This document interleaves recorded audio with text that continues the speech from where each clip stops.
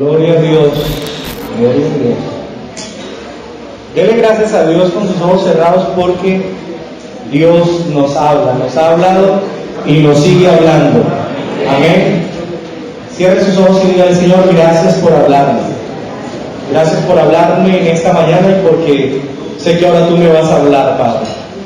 Muchas gracias, Señor, por la voz de tu Espíritu Santo que viene a través de la palabra, que nos confirma tus propósitos, que nos desafía a cumplir tus planes, que nos exhorta a corregir lo que tenemos que corregir.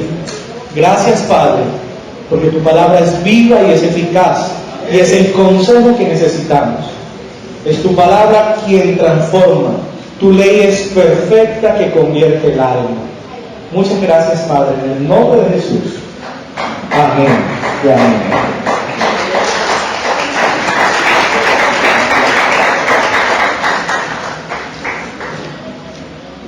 Las conquistas que se han obtenido durante este año y los anteriores en el deporte en Colombia nos han hecho un poco alegres o nos han alegrado.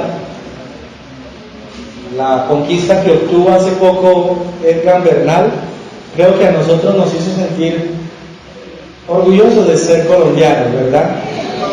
Y las conquistas ahora en los Olímpicos que se dieron en Perú y la medallería de oro en áreas que no se pensaba Colombia podía, nos hicieron también sentir orgullosos. Cada que una medalla de oro se anunciaba, pues uno se sentía contento de ser colombiano. Que el Santa Fe le gane al Nacional 2-0, le da mucha alegría al pastor. Porque el Cali le gana hoy al Medellín, ¿no? Las conquistas en la vida y el deporte son, como dijo el teólogo C.S. Lewis, las cosas de la vida que observamos comunican acerca de las cosas que no observamos. Por eso el apóstol Pablo a los Corintios les habla del deporte y le dice que debemos luchar como atletas, porque todos luchan por obtener una corona, pero que es necesario luchar legítimamente, porque el que lucha legítimamente alcanza premio. El que lucha por esa corona de todo se abstiene, dice Pablo a los Corintios. Entonces el deporte se convierte en un referente muchas veces, incluso lo usó Pablo, hablando del atleta que ha corrido, he corrido la carrera. Pablo lo usa. Y la vida cristiana es como una carrera, pero es una carrera no de corta distancia, no son 100 metros, es una maratón. Y esa maratón fue la que experimentó el pueblo de Israel desde la salida de Egipto hasta llegar a la tierra prometida. Esa carrera nos es mostrada a través de la vida de Josué, un conquistador, quien recibió de Moisés el relevo y legado para continuar el propósito de introducir al pueblo de Dios a la tierra prometida. Deuteronomio es un libro de entradas. Deuteronomio usa continuamente el verbo y cuando hayas entrado, y cuando vayas a entrar, y cuando estés por entrar, y cuando hayas entrado, y continuamente ese verbo es en Deuteronomio muy continuo y recurrente. Deuteronomio es un libro de geografía espiritual, como escribe el pastor Eduardo Sánchez, hablando de la geografía espiritual. Deuteronomio nos enseña a prepararnos para entrar. Deuteronomio era un libro que hacía transición entre la generación que había quedado en el desierto y la generación que había pasado. Una generación había quedado sepultada, muerta, y otra generación se levantaba para entrar. Pero Moisés, que es el líder, no va a entrar. Ustedes saben la historia, Moisés no se le permite entrar a la tierra. Porque algunas veces los Moisés no entrarán a lo que se les prometió al pueblo. Pero Dios levanta a Josué para entrar a lugares donde Moisés no pudo entrar. Así que cielos abiertos, Dios los está preparando para entrar en lugares, para entrar en momentos y etapas que tal vez en años atrás cielos abiertos, Betel como era anteriormente no entró, pero que ahora va a entrar. Porque ustedes son los Josué que Dios está levantando para entrarlos a otros lugares más amplios. Si va a aplaudir al Señor, debe aplaudir.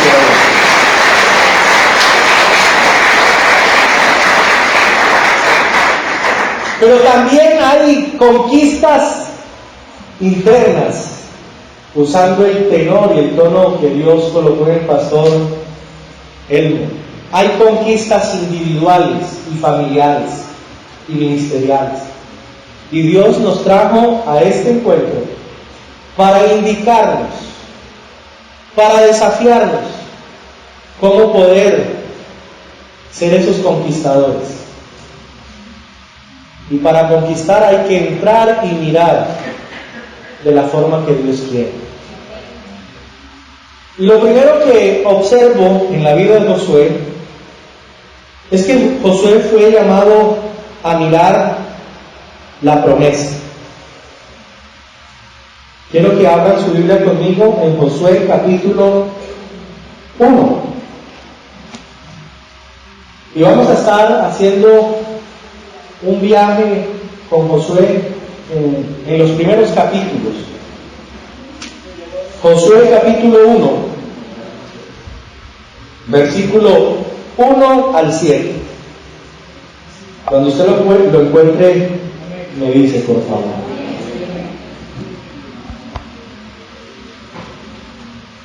Dice la palabra del Señor así: aconteció después de la muerte de Moisés, siervo de Jehová, que Jehová habló a Moisés, a Josué, hijo de Nun, servidor de Moisés, diciendo: mi siervo Moisés ha muerto. Ahora, pues, levántate y pasa este Jordán, tú y todo este pueblo, a la tierra que yo les doy a los hijos de Israel. Yo os he entregado, como lo había dicho a Moisés, todo lugar que pisare la planta de vuestro pie, desde el desierto y el Líbano hasta el gran río Éufrates, toda la tierra de los heteos hasta el gran mar donde se pone el sol, será vuestro territorio. Nadie te podrá hacer frente en todos los días de tu vida. Como estuve con Moisés, estaré contigo. No te dejaré ni te desampararé. Esfuérzate y sé valiente, porque tú repartirás a este pueblo por heredad la tierra de la cual juré a sus padres que daría a ellos. Solamente esfuérzate y sé muy valiente para cuidar de hacer conforme a toda la ley que mi siervo Moisés te mandó. No te apartes de ella ni a diestra ni a siniestra, para que seas prosperado en todas las cosas que emprendas. Josué,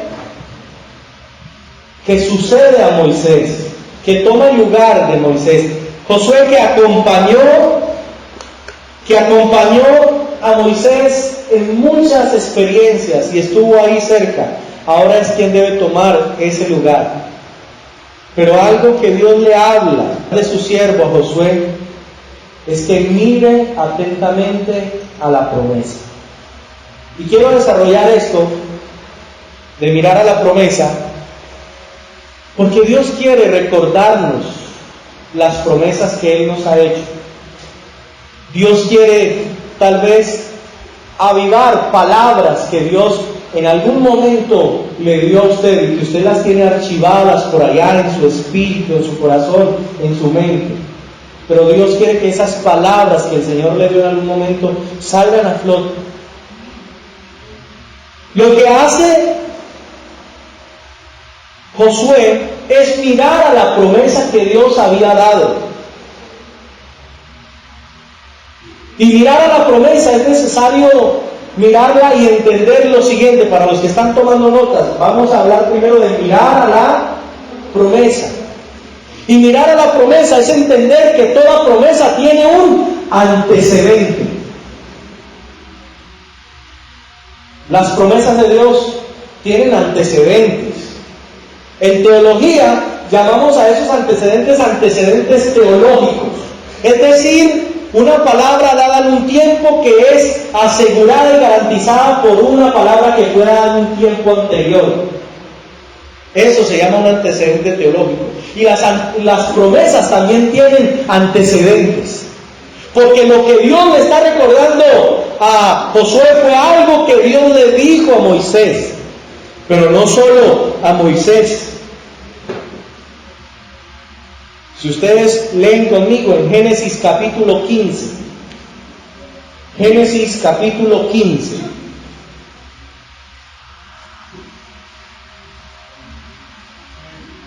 Cuando lo encuentre me dice amén.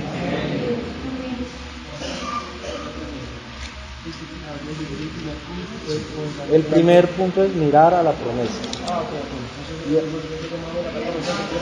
Sí, mirar a la promesa.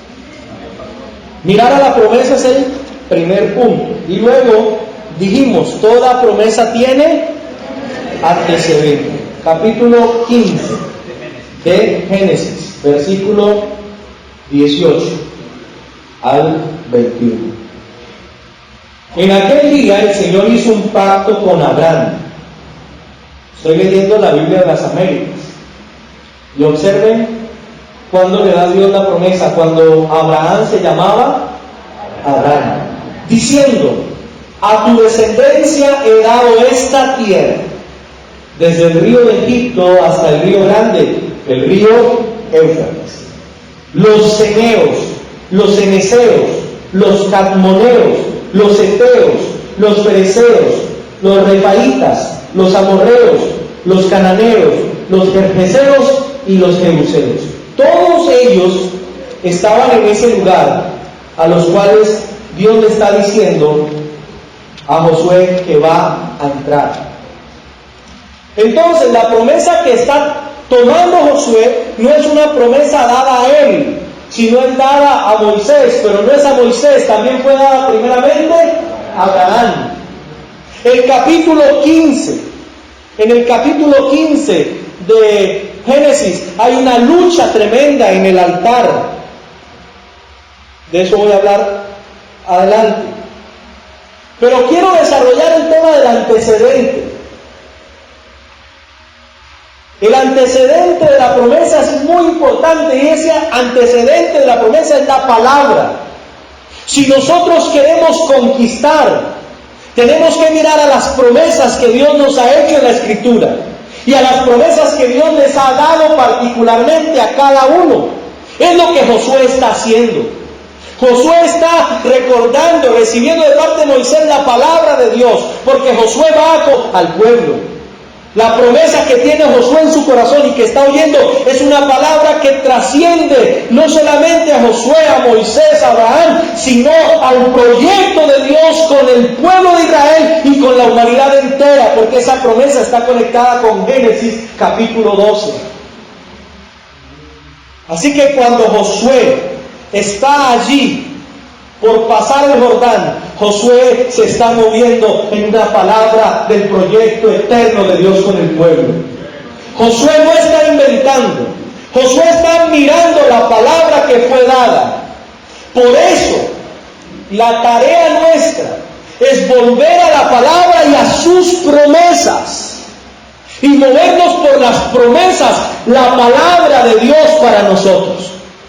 Estamos enfrentando tiempos donde hay cierta teología superficial y light que ofrece promesas dadas por los hombres, que oferta promesas humanas que evitan la copa, que me dio el Señor, de la cual Él nos habló claramente esta mañana. Promesas que invitan a recibirlas por trueques y por formas humanas. Pero Josué está allí parado, con un desafío por delante. Y esa promesa fue recibida por un hombre, Abraham. El capítulo 15 de Génesis, quiero resumirlo. Abraham está allí pensando en la promesa. Dios le ha dicho que le dará un hijo.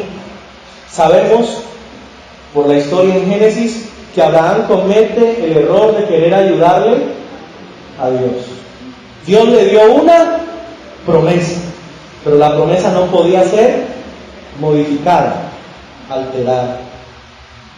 Más adelante en Gálatas capítulo 4, no quiero que lo abra, puede tomar anotación y luego va a estudiarlo más a fondo.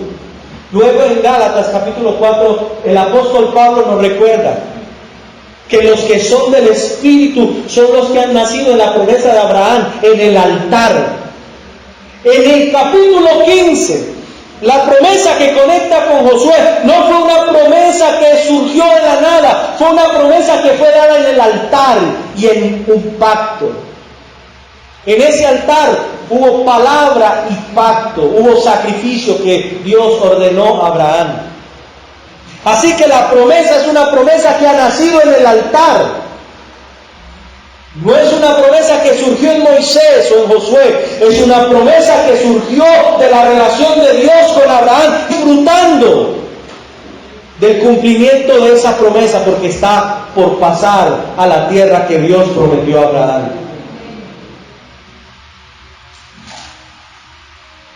Esa promesa tiene un antecedente, y ese antecedente es el resultado de un encuentro con Dios. Esto para nosotros tiene un eco, y hay promesas que Dios nos dio cuando nos llamó al ministerio, cuando nos llamó al liderazgo. Hay una palabra que está allá en su espíritu, que hoy el Espíritu de Dios quiere recordarle, quiere hablarle, porque esas palabras son las que nos sostienen en los momentos difíciles. Esa palabra fue la que llenó a Josué del valor para enfrentar lo que tenía que enfrentar. Dios quiere hoy tocar con su espíritu esas palabras que necesitan ser tocadas y que Él nos ha dado. Pero el eco que este texto nos habla a nosotros es que hoy nosotros también necesitamos una palabra que surja en el altar y en el nuevo pacto. Una palabra que Dios nos da ahora para lo que viene. Es su palabra.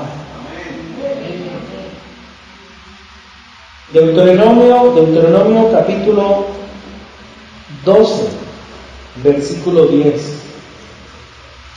Miremos esos antecedentes. 12:10. Cuando crucéis el Jordán y habitéis en la tierra que el Señor vuestro Dios os da en heredad, y Él os dé descanso de todos vuestros enemigos alrededor vosotros, para que habitéis seguros. Él os dará paz alrededor.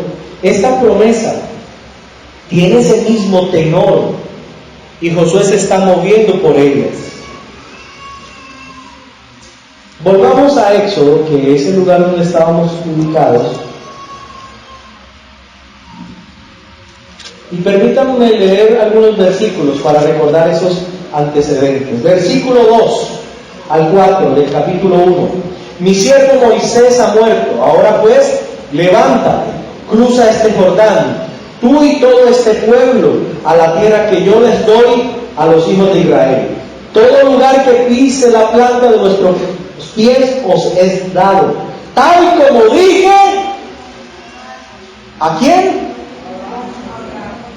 A Moisés, dice aquí el versículo 12. Pero sabemos que lo dijo a Moisés, pero está conectado con lo que dijo a Abraham. Versículo 4. Desde el desierto y este Líbano hasta el gran río, el río Éufrates, Toda esta tierra de los heteos hasta el mar grande que está hacia la puesta del sol será vuestro territorio. Versículo 6. Sé fuerte y valiente, porque tú darás a este pueblo posesión de la tierra que juré a sus padres que la daría. Versículo 7. Solamente sé fuerte y muy valiente. Cuídate de cumplir toda la ley que Moisés mi siervo te mandó. No te desvíes a ella ni a derecha ni a izquierda, para que tengas éxito a donde quiera que vayas. Versículo 13.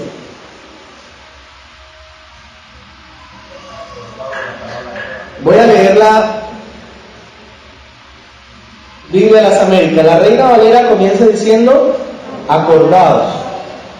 La de las Américas dice: la palabra que Moisés, siervo del Señor, os dio diciendo: el Señor vuestro Dios os da reposo y os dará esta tierra. Recordad la palabra. Esta palabra surgió en el altar, y ese es el antecedente. Toda palabra que Dios quiere cumplir en nosotros debe surgir en el altar. Pero el versículo 6, 7 también nos habla que toda promesa tiene desafíos. Toda promesa tiene desafíos. Tiene antecedentes, pero tiene desafíos. El versículo 6 y 7 repite a Josué y se le dice: sé fuerte y valiente, esfuérzate y sé valiente. Toda promesa tiene desafíos. Desafíos tuvo Abraham, desafíos tuvo Moisés, desafíos tuvo Josué, porque toda promesa tiene desafíos. Estos desafíos los enfrentaron basados y movidos por la promesa. Ellos creyeron, Abraham, Moisés, Josué, creyeron que podían enfrentar los desafíos y tenían que ser fuertes y valientes, porque el que lo había dicho era Dios. Si algo nos tiene que motivar a los desafíos es entender quien ha dado una promesa a nosotros es Dios. En un mundo que nos está desafiando, en un mundo que nos está presentando desafíos y gigantes actuales, gigantes nuevos, como los que tuvieron que enfrentar en la tierra prometida. Esos gigantes están viniendo para presentarse ante nosotros y desafiarnos.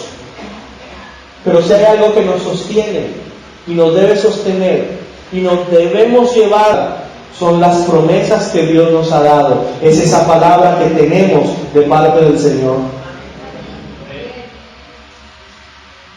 La promesa no solamente tiene desafíos, la promesa tiene una garantía. Una garantía. Y eso es emocionante, porque al hablar que la promesa tiene una garantía, y esa garantía está en Dios, nos debe llenar de confianza. El versículo 8 dice: este libro de la ley no se apartará de tu boca, sino que meditarás en él día y noche, para que cuides de hacer todo lo que en él está escrito, porque entonces harás prosperar tu camino y tendrás éxito, dice la Biblia de las Américas. La Reina Valera termina diciendo: y todo te saldrá bien. ¿Qué es lo que tenemos que hacer para que esa palabra tenga una garantía en nosotros? Atesorarla. ¿Qué debemos hacer? Atesorarla. Tengo que agradecer tanto a mi profesora de escuela dominical, la esposa de mi pastor, que me formó en el ministerio.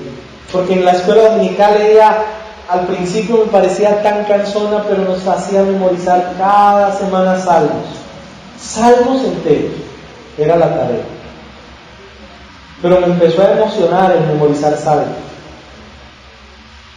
Porque atesorar la palabra fue de las primeras cosas que aprendí. Cuando recién me convertí al Señor, a los 15 años, llegué, porque un amigo del barrio nos compartió un grupo de unos 30 muchachos, de los cuales 10 llegamos a la iglesia y hoy perseveramos en el Señor 3.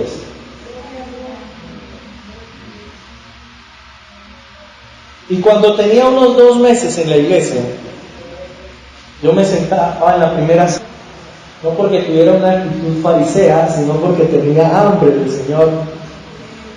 Y recuerdo que cerraba mis ojos y empezaba a orar y oraba unos minutos muy bien, pero a los 5 minutos de estar orando venían a mi mente imágenes que yo no sabía por qué venían. Imágenes de violencia, imágenes inmorales, imágenes de todo tipo venían a mi mente. Y yo estaba recién convertido, entonces yo no sabía y yo me estaba cansando de eso. Y pero ¿cómo es posible? Hasta que Dios puso en el camino a un hombre, un evangelista, que estuvo trabajando en nuestra iglesia por un tiempo, y yo le comenté, y él me dijo lo siguiente, que cambió mi vida y hasta hoy me sostiene. Y quiero decírselo a usted. Él me dijo, lo que tienes que hacer es atesorar, guardar, memorizar la Biblia, porque cuando la memorizas, tu mente empieza a ser transformada y la palabra empieza a ser, me describieron, la palabra memorizada empieza a ser como un muro alrededor de tu mente que te protege. Así que, si quieres conquistar, tienes que estar atento a las promesas, a la palabra. Pero tienes que esforzarte y ser valiente, porque la garantía de que esa palabra se cumple es que tú la atesores. Y a la tarea de orar 63 días, un salmo, debes agregarle memorizar un versículo por día de ese salmo. Porque ese memorizar la palabra se convierte en una fortaleza. Y recuerdo que entonces cuando empecé nuevamente a orar y estaba orando en la iglesia, y el diablo traía pensamientos morales, traía pensamientos violentos, yo empezaba a decir, llevando todo pensamiento cautivo a la obediencia a Cristo.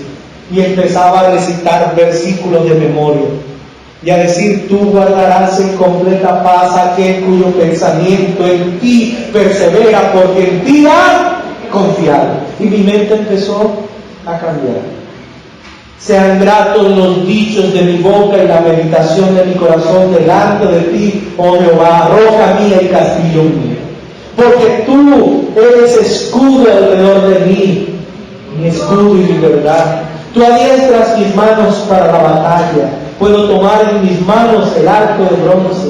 Y empecé a aprenderme los salmos que generalmente uno aprende, el 23, el 91, el 18, el 16, el 1. Y entonces pasó algo en mi mente. Ya no empezaron a correr pensamientos violentos e inmorales, sino que mi mente empezó a tornarse en una mente llena de visiones. Y a mis 15 años, a los 3 meses de convertido, cada que me iba a orar era como que prendían un televisor delante de mí y empezaban a correr visiones y sueños que hoy estoy viendo cumplidos.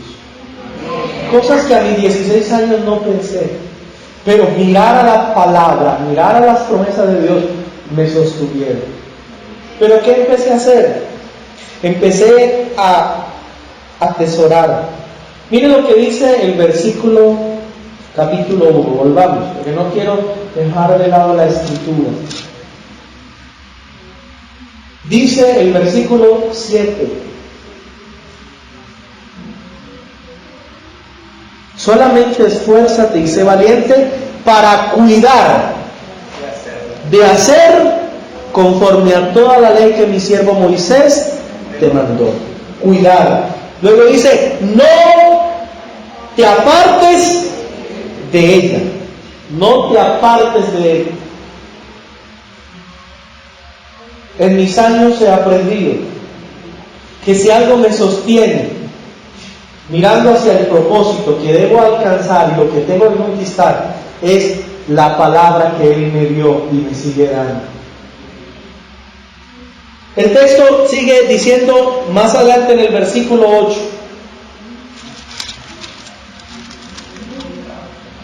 nunca se apartará de tu boca, sino que meditarás.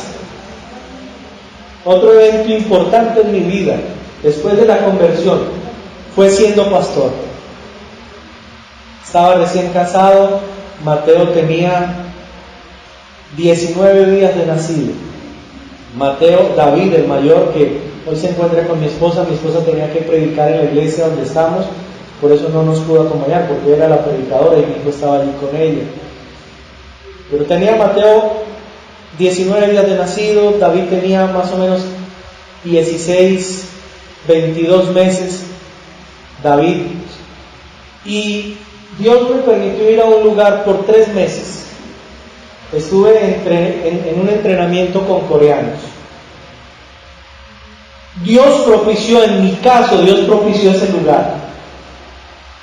Yo venía predicando, ya era pastor, tenía mis credenciales, pero algo en mi vida no encontraba el rumbo y trataba de volver a conectar con esa experiencia de la palabra y no, era difícil. Pero Dios me llevó por 3 meses a estar con coreanos y volví a la disciplina de memorizar la Biblia. Ya no porque tenía luchas en la mente, sino porque diariamente teníamos que memorizar 30 versículos, porque si no los memorizábamos al otro día no podíamos ni desayunar ni almorzar. Entonces algunos memorizábamos porque estaba en juego el desayuno y el almuerzo. Entonces ahora vamos a ponerlo en práctica, ¿no? Vamos a parar allí a preguntar unos versículos. Hermanos, y por 3 meses diariamente memorizando entre 20 y 30 versículos, llegué a orar. En mis primeros días de estar en ese entrenamiento estaba allí orando, y la oración ahí luchando, pero a medida que empecé a memorizar, la oración empezó a fluir, y eran aproximadamente en promedio unas 3 a 4 horas diarias de oración, porque con esos coreanos es orando. Pero la oración era en torno a la palabra, y empezó el Señor a recordarme, y empezó el Señor a moverme en torno a su palabra, porque la palabra, la promesa nos da garantías, y esa garantía se obtiene cuando nosotros atesoramos, guardamos la palabra. No solo meditarás, sino que dice, cuidarás de hacerlas. Cuidarás de hacerlas, observarás, estarás atento de cuidarlas.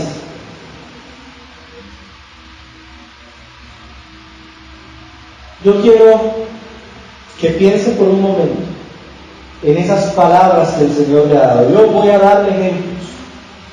En algunos momentos en mi vida, cuando tuve una situación difícil, estuve amenazado de muerte, oraba. Y hay un salmo que brotó de parte del Señor a mi vida y me inundó. Y cada que percibo el espíritu de muerte, yo puedo levantarme. Y es una convicción de una promesa en la palabra que dice: voz de júbilo y de salvación hay en las tiendas de los justos. Luego dice el texto: no moriré, sino que viviré y contaré las obras de Jehová. Entonces, cuando el diablo me amenazó de muerte, yo me paraba frente a él en oración y le decía: yo no moriré, sino que viviré y contaré las obras de Jehová. La diestra de Jehová es sublime, la diestra de Jehová hace valentías, hay proezas en la diestra de Jehová. Voz de júbilo y de salvación hay en las tiendas de los justos.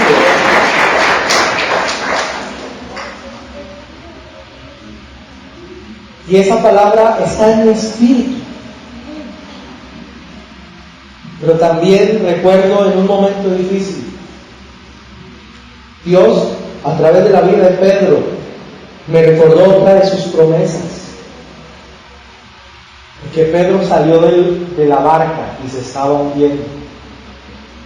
Y Dios le enseñó a Pedro a través de eso y lo sostuvo y les preguntó, ¿dónde está tu fe? Y el Señor, esa palabra está en mi espíritu. Cada que yo siento que estoy hundiéndome, cuando Dios no quiere que me hunda, entonces yo recuerdo, me levanto y digo, Señor, tú me llamaste a caminar sobre las aguas, tú me llamaste a caminar sobre los problemas. Yo puedo sumergirme un poco y estarme hundiendo, pero tú me tomas de la mano para que camine en victoria, porque tú me llamaste a caminar sobre las aguas. Y que cuando los problemas me quieren hundir, sumergir, me puedo levantar y tener la confianza. De esas palabras estoy hablando. De esas palabras por las cuales tú tienes que vivir y el Señor que te dé, porque son espada del Espíritu para orar en los momentos difíciles. Cuando esa promesa, cuando esa tierra parece lejana y distante, el Espíritu toma esas promesas, como lo hizo con Josué, con Moisés, con Abraham, y la da a nuestro espíritu para recordar que Dios lo ha dicho, y si Dios lo ha dicho, lo vamos a tomar, lo vamos a conquistar, vamos a alcanzar.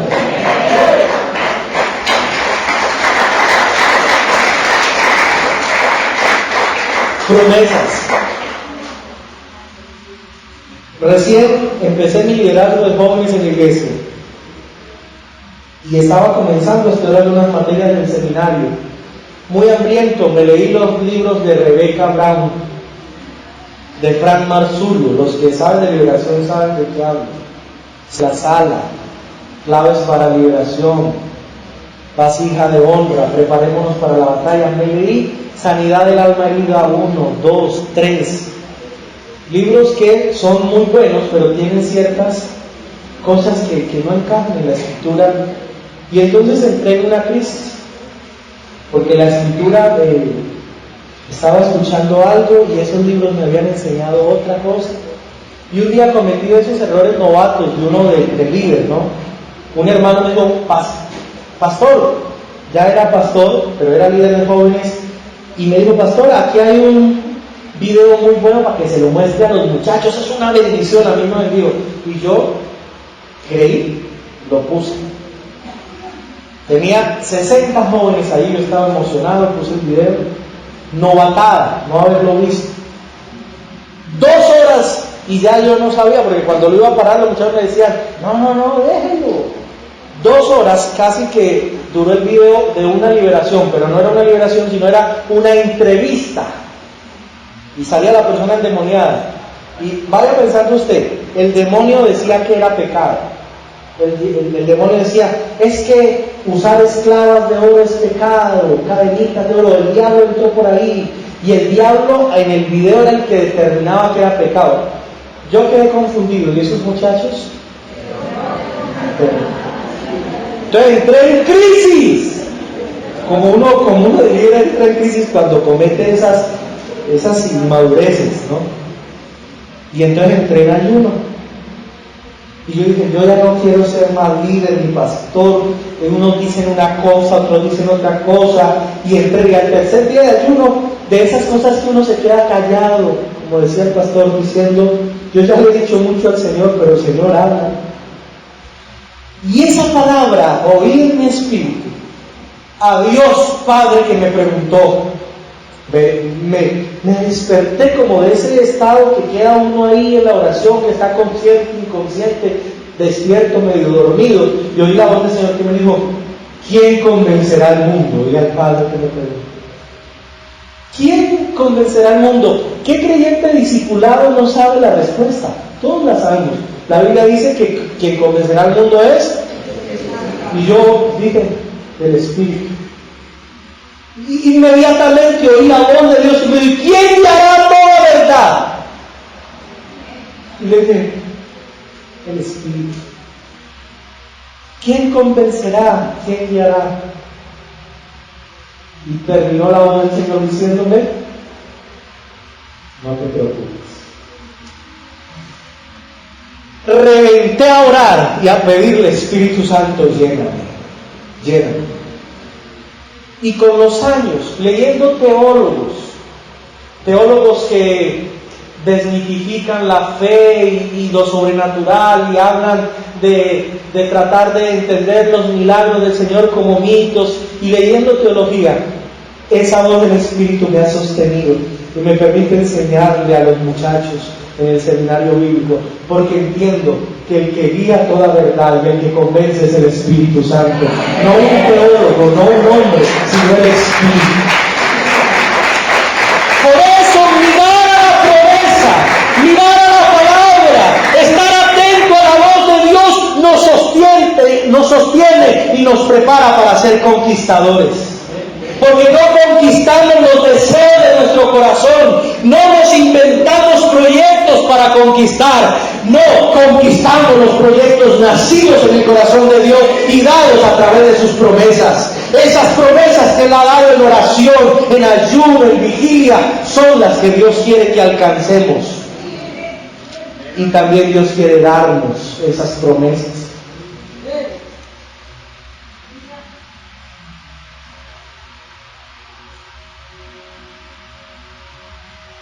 Siempre Dios nos va a guiar a su palabra, a través de su palabra.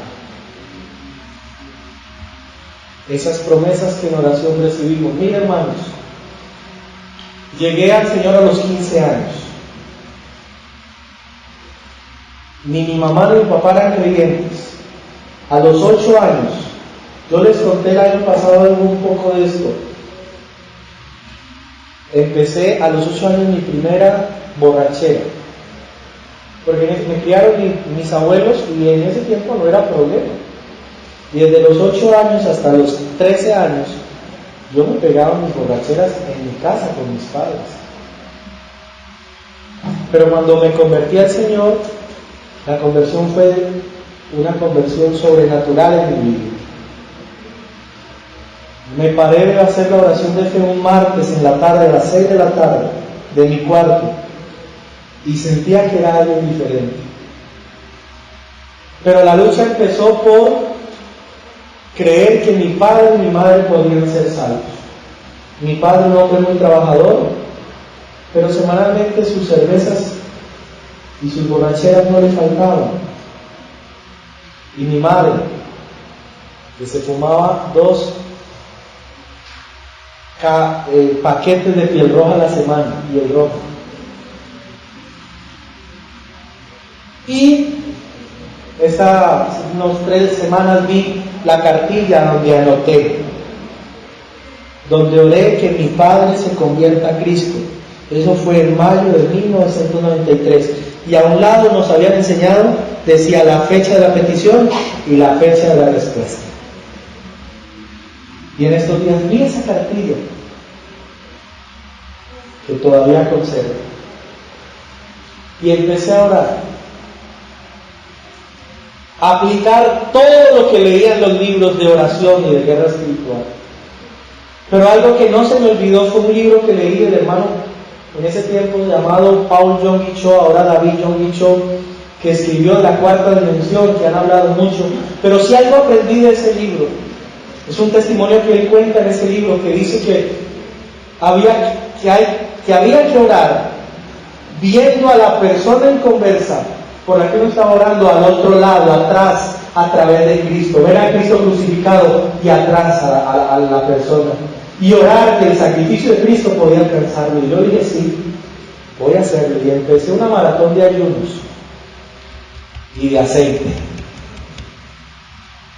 Y todos los textos de la Biblia y todo lo que tenía eran mi garantía de que Dios podía tocar a mi papá. Ungía mis manos con aceite. Y cuando mi mamá y mi papá no estaban, ungía sus almohadas. Y decía, Señor, tráele sueños.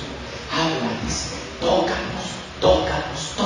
Y todos los días por 3 años estuve haciéndolo hasta que mi madre, la primera en convertirse, Dios la sanó de un cáncer en los pulmones. A mi abuela Silvia, que fue quien me crió como madre, la sanó y se convirtió. Pero seguí, mi papá. Recuerdo su última borrachera. Llegué un sábado como a las 10 de la noche de la iglesia y estaba con unos amigos tomando. Los saludé, le di su beso, papi, Dios lo bendiga. Él estaba ahí prendido con sus amigos y seguí para mi cuarto y me arrodillé a orar. Cuando todos los amigos se fueron, él entró a mi cuarto llorando y me dijo, hijo, perdona.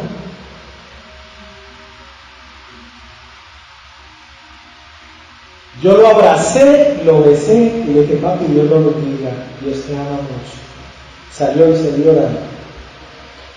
De ahí duré otros 3 años orando por él. Hasta que un día me dijo, quiero ir a la iglesia. Fue a la iglesia. Y desde que se convirtió era conocido como el hermanito Libardo, que llegaba 1 hora antes del culto a limpiar las sillas y a orar. Las promesas nos sostienen, pero hay que llevarlas en oración. Y hay que pedirle al Señor que esa palabra que el Dios del cielo nos dio se haga vida.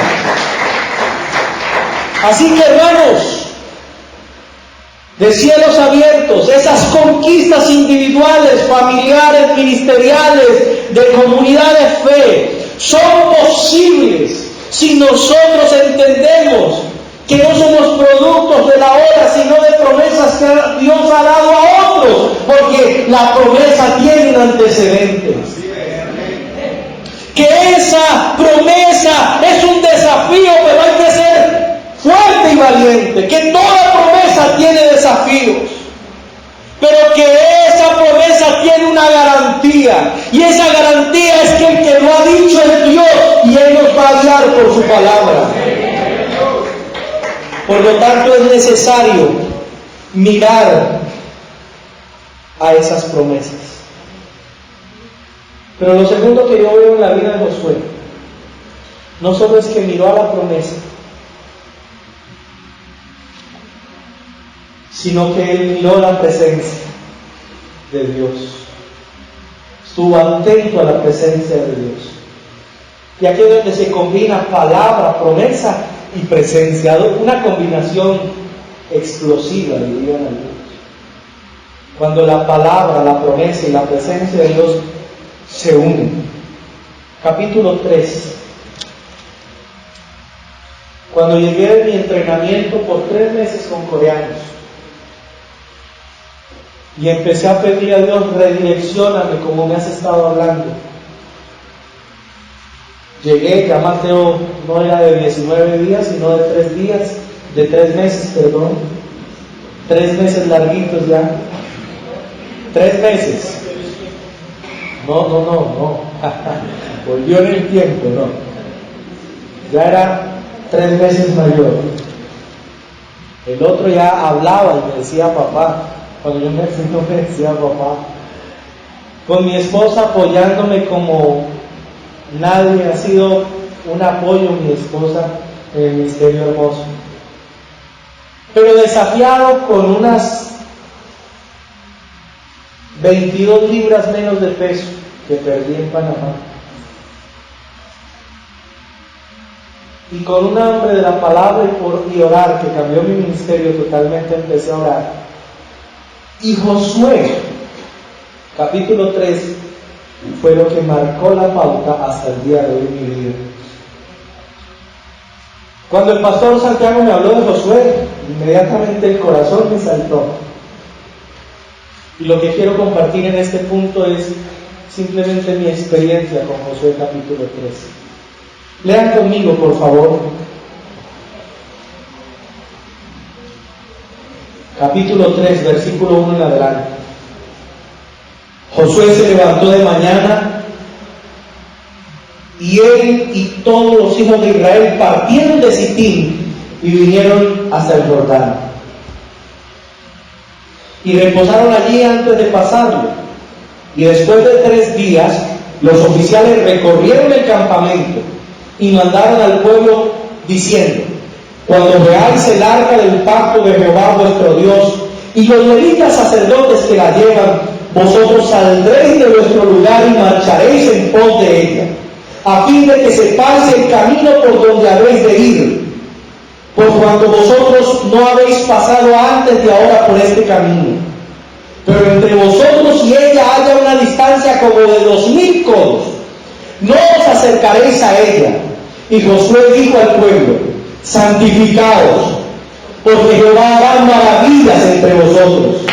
Y habló Josué a los sacerdotes diciendo: tomad el arca del pacto y pasad delante del pueblo. Y ellos tomaron el arca del pacto y fueron delante del pueblo. Entonces Jehová dijo a Josué: desde este día comenzaré a engrandecerte delante de los ojos de todo Israel, para que entiendan que como estuve con Moisés, así estaré contigo. Tú, pues, mandarás a los sacerdotes que llevan el arca del pacto, diciendo: cuando hayáis entrado hasta el borde del lago del Jordán, pasaréis en el Jordán. Y Josué dijo a los hijos de Israel: acercaos y escuchad las palabras de Jehová vuestro Dios. Y añadió Josué: en esto conoceréis que el Dios viviente está en medio de vosotros, y que Él echará delante de vosotros al cananeo, al heteo, al heveo, al fereceo, al gergeseo, al amorreo y al jebuseo. Y aquí el arca del pacto del Señor de toda la tierra pasará delante de vosotros en medio del Jordán. Tomad pues ahora 12 hombres de la tribu de Israel, uno de cada tribu, y cuando las plantas de los pies de los sacerdotes que llevan el arca, Señor de toda la tierra, se asienten en las aguas del Jordán, las aguas del Jordán se dividirán, porque las aguas que vienen de arriba se detendrán en un montón.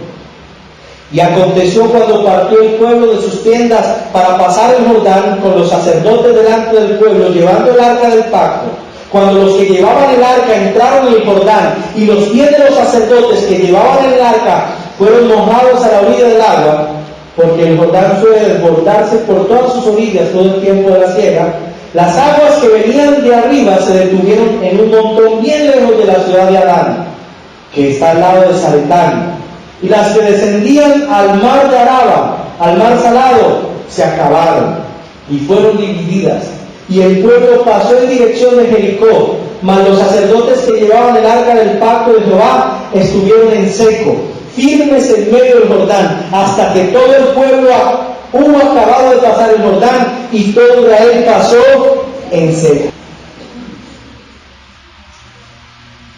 Mirad la presencia. Josué 3:3 dice que y dieron órdenes al pueblo, diciendo: cuando veáis el arca del pacto del Señor vuestro Dios y los sacerdotes levitas llevándola, partiréis de vuestro lugar y la seguiréis, dice la Biblia de las Américas, y la seguiréis. Mirar la presencia de Dios era fundamental para ellos, y todos sabemos que el arca del pacto hablaba de la presencia de Dios. Ese arca, el arca debía estar en el centro, y ellos debían estar atentos cuando el arca fuera movido. Ellos debían seguir el arca. Esto habla de seguir la presencia de Dios. Pero cuando yo oraba esta palabra en mi experiencia, encontré en el capítulo 3, versículo 4, que dice: sin embargo, dejaréis entre vosotros y ella una distancia de 2000 codos. Y esto me llamó mucho la atención. Una distancia de 2000 codos. Sigo el arca, pero tengo que guardar. Los levitas, los sacerdotes podían tomarla, pero el pueblo no. El arca era el lugar de la presencia, pero ellos debían guardar distancia. ¿Qué significa guardar distancia? ¿Por qué Dios está ordenando guardar distancia? Este texto se convierte en un antecedente de lo que le pasó a aquel hombre Usa que tocó el arca. Esto es un antecedente de lo que no se debía hacer. Y lo que el texto comunica es que la presencia de Dios es sagrada y debemos seguirla, pero la presencia de Dios, si la queremos buscar, debemos guardar nuestra santidad, nuestra distancia. Santificarse es estar apartados. Dios quiere que nos sumerjamos en su presencia. Pero hasta aquí, en el desarrollo teológico, en la revelación progresiva que fue dada a Josué, la santidad se medía en esa distancia y reverencia que debían guardar. ¿Cómo puedo asegurar eso? ¿Cómo puede usted proponer eso? Dirán algunos, pastor, el versículo 5 lo aclara un poco. Porque Josué dijo al pueblo, santificados. La distancia, el guardar esos codos habían hecho unos 900 metros, aproximadamente 900 metros. Pero no podían estar tan retirados que la presencia no la dejaran de ver. Seguían, pero debían guardar. Debía haber una distancia, porque hasta ese momento entre Dios y el hombre había una separación. Solo los que Dios había elegido como sacerdotes y levitas podían llegar a la presencia. Y cuando Dios me hablaba para mi ministerio y me decía esto, yo entendía, Dios me está llamando a estar consagrado, separado. Pero entendí algo en el Nuevo Testamento. Para el pueblo había que guardar distancia, porque había algo que separaba al pueblo de la misma presencia de Dios, y era el pecado, porque los sacrificios solo podían cubrir, pero no quitaban el pecado. Había un velo que impedía llegar en el tabernáculo hasta el lugar santísimo y disfrutar de la presencia, que solo la podía disfrutar el sacerdote. Y entendí que ahora debo consagrarme, debo seguir el arca, la presencia de Dios, pero no tengo limitaciones, porque Cristo abrió un camino. Tengo que santificarme, pero ahora puedo sumergirme en la presencia de Dios. Un conquistador tiene que mirar la presencia de Dios, y el centro de la presencia no debe ser centro de su vida, porque esa presencia misma es Cristo entre nosotros. Cristo nos garantiza que al mirarlo a Él y mirar su presencia y podamos disfrutar, Cristo nos garantiza que el camino donde vamos a ir va a ser el camino de la conquista, porque Él es quien nos va a guiar. El versículo, capítulo 3, versículo 4, termina diciendo en la parte B: no os acerquéis a ella para saber por donde debéis ir, porque no habéis pasado antes por este camino. Reina Valera dice: pero entre vosotros y ella ya a distancia como de 2000 codos, no os acercaréis a ella. Esta comienza, a diferencia de la Biblia de las Américas, diciendo en el 4: a fin de que sepáis el camino por donde habéis de ir, por cuanto vosotros no habéis pasado antes de ahora por este camino. Y este versículo se volvió muy real en mi vida. Y cuando estaba orando hace unos 4 meses atrás, mientras oraba por este encuentro una noche tarde, tuve una experiencia tan linda del Señor, y el Señor me hablaba de decirles a ustedes: para algunos, como ministerio, vienen cosas que antes no han experimentado, y van a ir a lugares que antes no han ido. Pero no se preocupen por lo que va a pasar allá, preocúpense por ir siguiendo la presencia del Señor. De ese tiempo hasta acá, he visto muchas visiones cumplirse. De esas que cuando recién convertido escuché. Y hay otras que yo no sabía cómo llegar, pero Dios me había dicho. Y hay otras que no se han cumplido, pero Dios me las dijo y se van a cumplir. No por mí, sino por el proyecto de Dios con su pueblo y mi lugar en el pueblo de Dios. Lo que quiero decir con esto, amados hermanos, es que Dios te ha llamado y no te ha dado el modelo completo, como decía el pastor esta mañana. El Señor nos llama al ministerio y quisiéramos los planos completos, funciona dando un paso de fe a la vez, siguiendo su presencia. Porque el camino por donde Dios nos lleva son caminos que no hemos pasado antes. Un muchacho de 15 años, cuando el Señor me dijo que era predicador y que predicaba y que iba a predicar y que iba a predicar, mi cabeza casi explota de sueños y visiones que Dios me dio en mis primeros 2 años, entre los 15 y 16 años. Mi madre en cierta ocasión llamó al pastor, todavía no era creyente, y dijo: pastor, venga por favor, mi hijo está como loco, porque él se encierra en su cuarto y pasa, hable y hable una cosa que yo no entiendo.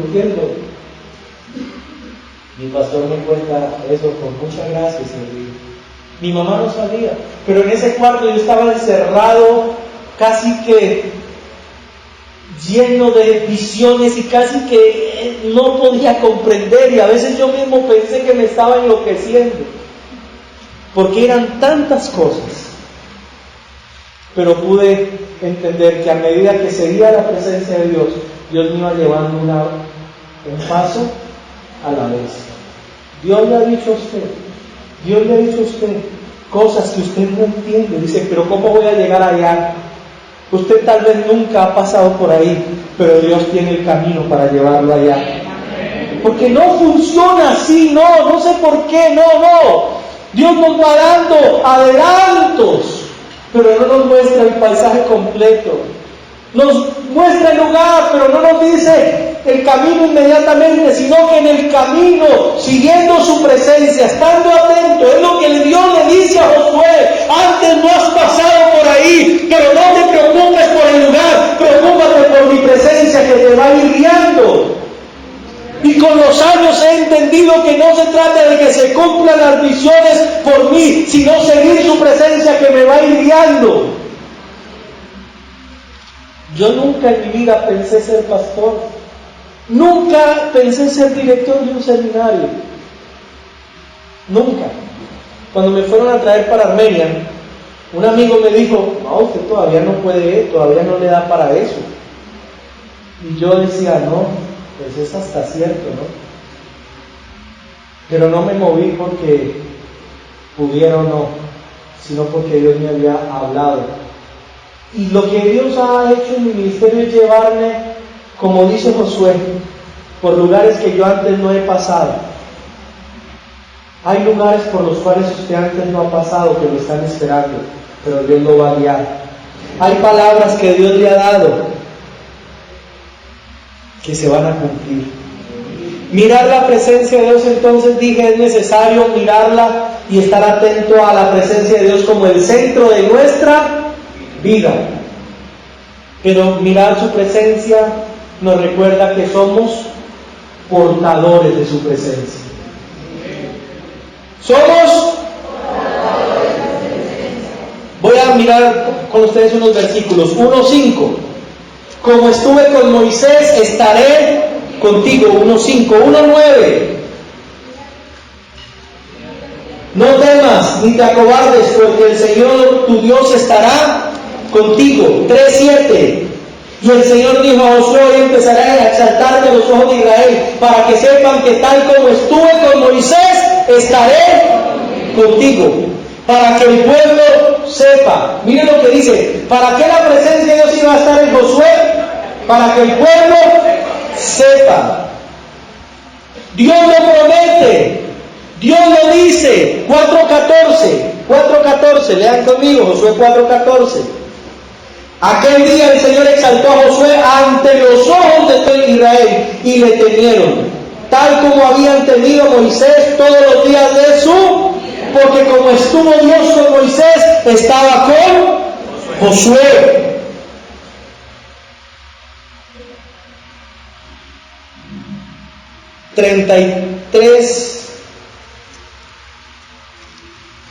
De Éxodo 33. Miren los antecedentes. 33. Éxodo 33:14.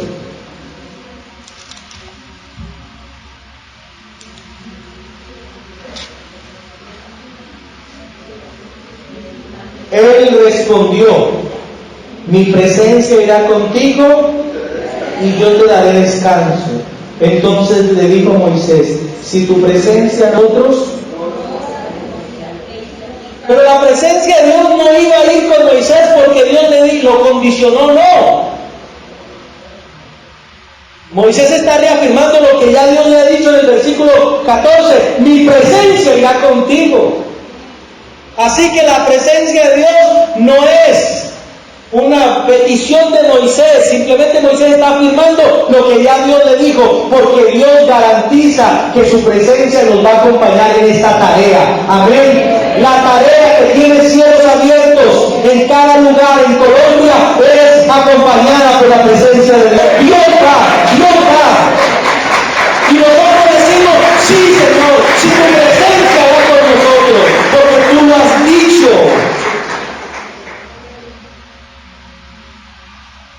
Dios lo promete. 1:17 de Josué. 1:17 de Josué. Como obedecimos en todo a Moisés, así te obedeceremos a ti, con tal que el Señor tu Dios esté contigo como estuvo con. No solo Dios lo promete, es que el pueblo lo pide. El pueblo quiere ver líderes que porten la presencia de Dios. Amén. ¿Queremos ser líderes que porten la presencia?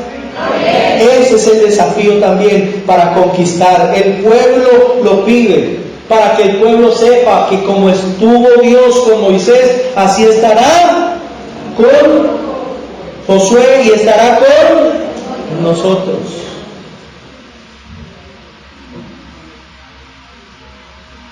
Dios entonces nos habla de mirar a la promesa y mirar a la presencia, porque esto nos va a garantizar llegar al lugar. Dios estuvo con Abraham, Dios estuvo con Moisés, Dios estuvo con Josué, Dios estuvo con el Señor Jesús. Dios estará con nosotros y nos va a garantizar que podamos llegar a los lugares que Él quiere.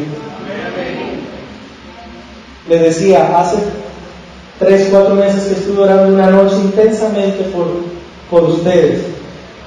Dios me dijo lo siguiente, esa noche tarde: ustedes son el relevo generacional. Nosotros somos el relevo generacional. Pasaron los padres de la iglesia primitiva, pasaron los padres del pentecostalismo. En Colombia pasarán los siervos que sembraron, pero entre ustedes hay jóvenes que tomarán la antorcha, el legado. Pero, me dijo el Señor, lo que garantiza, escuche, esto me lo dijo el Señor para ustedes, lo que garantiza un relevo generacional es que no falte la palabra y la presencia. Palabra y presencia. Moisés se apersonó de la tarea de mandarle a Josué. Y luego más adelante David también lo entiende así. Y David se apersona en el libro de Crónicas de asegurarse que de Salomón nunca se apartara la ley. Las palabras que Moisés le dice a Josué son paralelas y las repite tal cual David a Salomón en Crónicas. Nunca se aparte de tu boca este libro. Y las palabras que toma el Señor Jesús para decirle a sus discípulos también son las mismas. Que vayan y manden y enseñen estas palabras a todo el mundo, porque lo que garantiza un relevo generacional es la palabra y la presencia. Por lo tanto, garanticemos al liderazgo que nos sucederá la palabra y la presencia. Que la palabra no falte, que la palabra se memorice, que la palabra se enseñe, que la palabra se predique, que la centralidad de la palabra garantiza la existencia del pueblo de Dios. El pueblo judío atesora la palabra con todo. El pueblo cristiano, nosotros tenemos que atesorar la palabra, porque su palabra es la promesa que nos garantiza larga vida, la bendición, la presencia del reino de Dios entre nosotros. Por eso quiero invitarles a que oremos. Y vamos a orar. Vamos a orar primero por esas palabras que Dios le dio hace tiempo, por esas visiones que en el altar de la oración Dios le dio, por esas cosas que Dios le dijo que iba a hacer con usted, que nacieron en el altar, que nacieron en un ayuno, que nacieron en una vigilia, en una oración, y que están ahí, que usted las tiene como estancadas. Si el Señor le dijo que se iba a mover en un ministerio de milagros, prodigios, hoy es el momento. Si el Señor le dijo que se iba a mover en la enseñanza, hoy es el momento. Si el Señor le habló algo específico, este es el momento para que vengamos aquí al altar y oremos y digamos al Señor que tu palabra y tu presencia me acompañen. Pase al frente. Vamos a orar primero por esa palabra, que el Señor reavive esa palabra. Y luego vamos a orar que el Señor le dé una palabra renovada en su espíritu, que la escritura cobre vida y se meta en su espíritu, y usted pueda orar la palabra, y usted se puede enfrentar a las dificultades por la palabra, y usted le puede decir al diablo: escrito está, yo voy a conquistar lo que Dios me dijo que conquistaré por la palabra. Así que oremos. Cierre sus ojos y deje que el Espíritu Santo empiece a moverse, a traer ese recuerdo, esa palabra, esa promesa que Dios le dio a usted para su esposa, para sus hijos, esa promesa que Dios le dio. Recuerde que toda promesa tiene un antecedente, y deje que el Espíritu Santo traiga ese recuerdo a usted. Oh Señor, levante su oración, levante sus manos y empiece a dejar que el Espíritu Santo le recuerde esa palabra. Oh, y que el Espíritu Santo prepare tu corazón para darte esa palabra, para reafirmar la palabra, para hacer brotar en ti esa semilla de la Escritura. Como el sembrador salió a sembrar y la semilla cayó en buena tierra. Dile: Señor, que mi corazón sea esa buena tierra, para que como Josué yo cumpla la misión que tú me has encomendado. Un Josué que tomó la palabra que Dios le dio a Moisés, que Dios le dio a Abraham, y con esa palabra se movió para entrar y conquistar lo que Dios había dicho. Así, Señor, estamos hoy como hombres y mujeres como Josué, que creen a la palabra, que creen que la presencia va con nosotros para conquistar. Deje que el Espíritu Santo le llene, deje que el Espíritu Santo traiga lenguas, empiece a orar. Si usted no sabe cómo pedir, si no recuerda, deje que el Espíritu empiece a interceder en usted, deje que el Espíritu Santo empiece a moverse. Hable esas lenguas que el Espíritu traiga y demos lugar a que el Espíritu se mueva en nosotros, que se mueva como se mueve el Espíritu de Dios, como se movía sobre las aguas, como se movió en el Pentecostés, como se movió en la vida de Pablo, diciéndole: pasa a Macedonia y ayúdanos a orar. Como dio visiones, como le dijo a Pablo, le prohibió ir a un lugar, el Espíritu le hablaba, porque Pablo era un hombre de palabra, de comunión, de promesa. Deja que el Espíritu Santo te recuerde esa visión que Dios te dio, esa palabra que te dio en la vida de un devocional. Porque nuestra misión se mueve por la palabra. Nuestras conquistas son conquistas de las promesas que Dios ha dado a su pueblo. Cielos abiertos, Dios te ha dado promesas como iglesia. Muévete por esas promesas, mira esas promesas, no temas, no desmayes. Toda la promesa tiene desafíos, pero tú sé valiente, esfuérzate y sé valiente. Queremos en este momento tiempo a que el Espíritu de Dios